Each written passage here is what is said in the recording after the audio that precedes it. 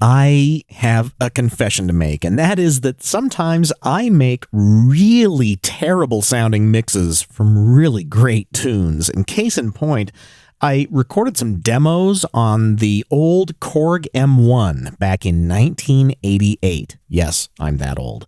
And before I sold my M1, I transferred all of those demos to a DAT tape. And these demos didn't have any names, so I just called them the unfinished. And so here's a tune that I've been working on for years. And this is what it sounded like when I transferred it to the DAT.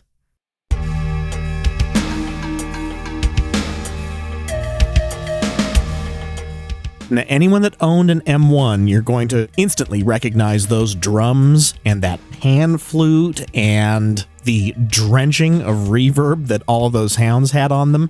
And I had to really be careful not to play many notes because there were only 16 notes of polyphony on an old Korg M1. And yep, there's that pan flute.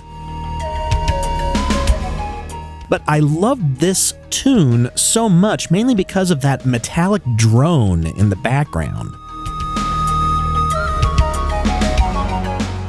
And so I decided to work on this because Korg came out with the M1 virtual instrument, and so I installed that on my computer, and then I had access to that sound again. And so I decided to rename the song at Play in the Archive, and I started to work on it. Let's look at the date of this first mix that I really had done, which was on November 17th of 2008. But at this time, I was able to change the key signature to something that was a little bit more guitar and bass friendly, from D sharp to actually D minor.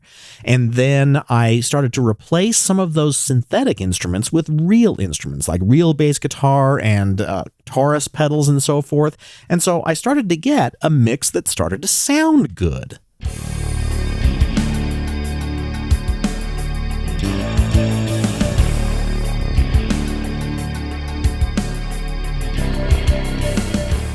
So much more realistic sounding drums, even though they're not real drums. I played those from a VST instrument.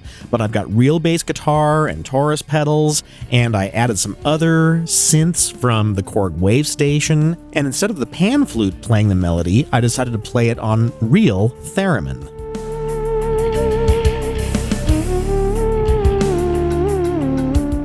And then it was time to add guitars and some other instruments, and that's when I lost control. Let's go into Cubase. I'm going to play you the last mix that I had that was acceptable. We'll play it just right here from the beginning, and you're going to hear some differences.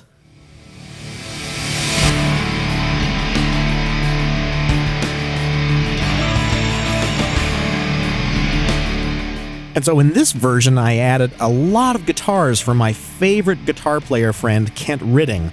And the problem was that I loved his guitars so much that I just started to add more and more and more, and then I added more and more and more synths.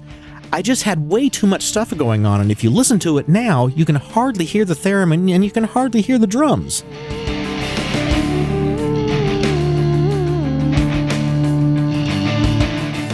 So essentially, this was a mix that I had, and I decided that this was the final mix, and now that I listen to it, I am not happy with it. So this is an example of a very troubled mix. And so what I decided to do is go with the concept that less is more, and so I played with a few new versions, and I got to version R18, and we're going to basically reset this mix. I've already taken some time, and I have pulled out a lot of those tracks. So we've got very few guitars left, just the really critical ones, and I pulled out a lot of different synthesizers too. And in fact, what I did was I disabled those tracks, and I dragged them into a folder in my Cubase project called Disabled Tracks.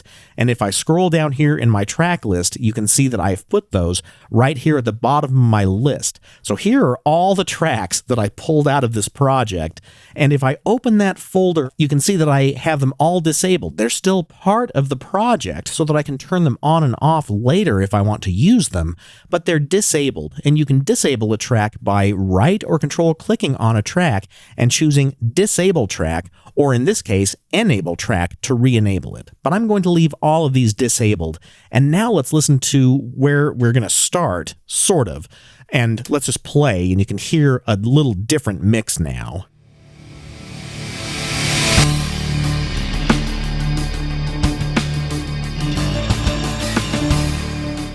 Now, instantly, everything sounds better, but as I started to work on this mix for myself, I decided, I have made so many mistakes in this and covered them up with other treatments that it's just time to start over again. For example, I still can't hear the theremin enough. The drums are there, but they're kind of out of control. And so this course is going to be a little bit different than any course I've ever done, where I've taken a mix that I thought was done several years ago, or more than a decade ago, and we're just going to start over again. So I'm going to fall on my sword. We're going to reset this project back to something that we can start working with. And so next I'm going to show you how to restart a mix.